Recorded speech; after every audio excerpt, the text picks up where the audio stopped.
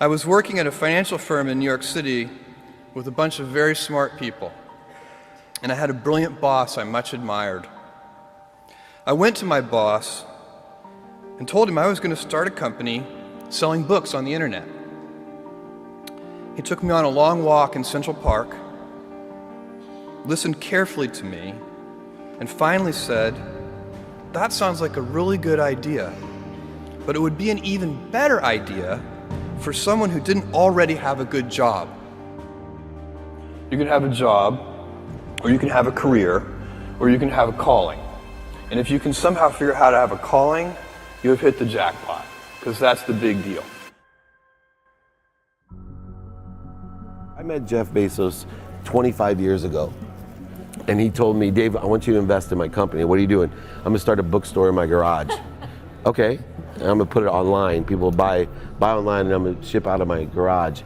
But if you invest in me, Dave, someday I'm gonna be the richest man in the world. I'll do over $100 billion. First of all, there is no such thing as $100 billion 25 years ago. Statistically, there's no such thing. Countries didn't have 100, our national debt wasn't $100 billion. And this dude's telling me at 26 years old that he's gonna be the richest man in the world because he has a garage and the internet? That was his truth.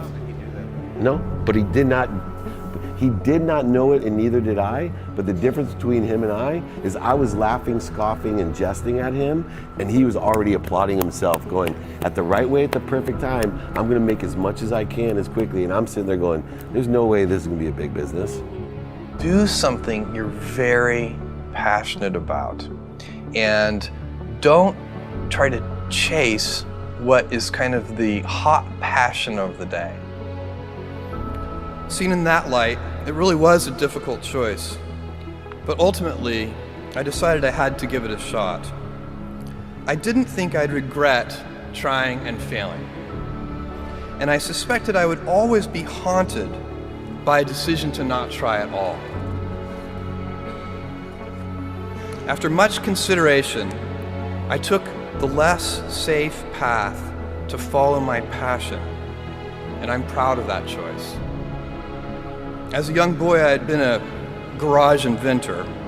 I'd invented an automatic gate closer out of cement-filled tires, a solar cooker that didn't work very well out of an umbrella and aluminum foil, baking pan alarms to entrap my siblings. I'd always wanted to be an inventor, and she wanted me to follow my passion. There's a military phrase that I especially love, and it says, "Slow is smooth and smooth is fast." And I have seen that in every endeavor I've ever been in. That's the kind of thing that really allows you to make progress. You know, you get certain gifts in life and you want to take advantage of those, but I guess my advice on adversity and success would be to be proud not of your gifts, but of your hard work and your choices. So, you may be, the kinds of gifts you get in life, you might be really good at math. It might be really easy for you. That's a kind of gift.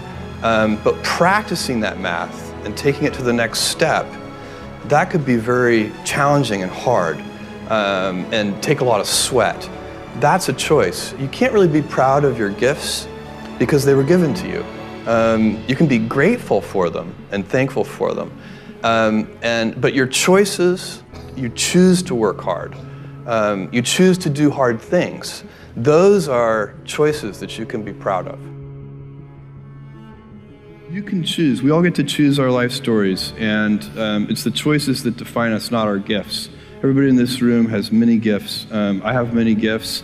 You can never be proud of your gifts because they're gifts. They were given to you. You might be tall, or you might be really good at math, or you might be extremely beautiful or handsome, or there are many gifts, and you can only be proud really of your choices because those are the things that you are acting on.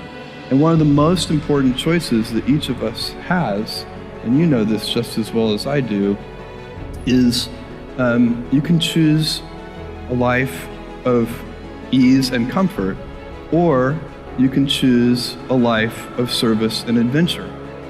And when you're 80, which one of those things do you think you're going to be more proud of? You're going to be more proud of having chosen a life of service and adventure. There's never been a better time to be alive.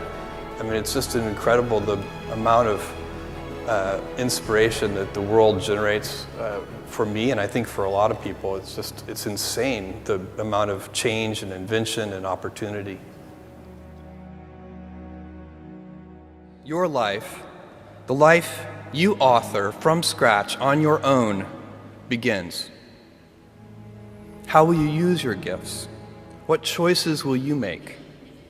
Will inertia be your guide, or will you follow your passions? Will you follow dogma, or will you be original? Will you choose a life of ease, or a life of service and adventure? Will you wilt under criticism, or will you follow your convictions?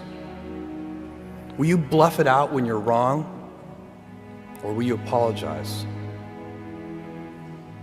Will you guard your heart against rejection, or will you act when you fall in love? Will you play it safe, or will you be a little bit swashbuckling? When it's tough, will you give up, or will you be relentless? Will you be a cynic, or will you be a builder? Will you be clever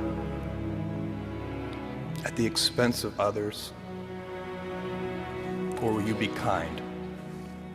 Every time you figure out some way of providing tools and services that empower other people to deploy their creativity, you're really onto something.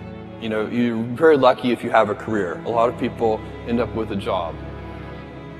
If you don't love your work, you're never going to be great at it. Jules Verne, Mark Twain, Galileo, Newton, all the curious from the ages would have wanted to be alive, most of all, right now. As a civilization, we will have so many gifts, just as you as individuals have so many individual gifts as you sit before me. How will you use these gifts? And will you take pride in your gifts or pride in your choices?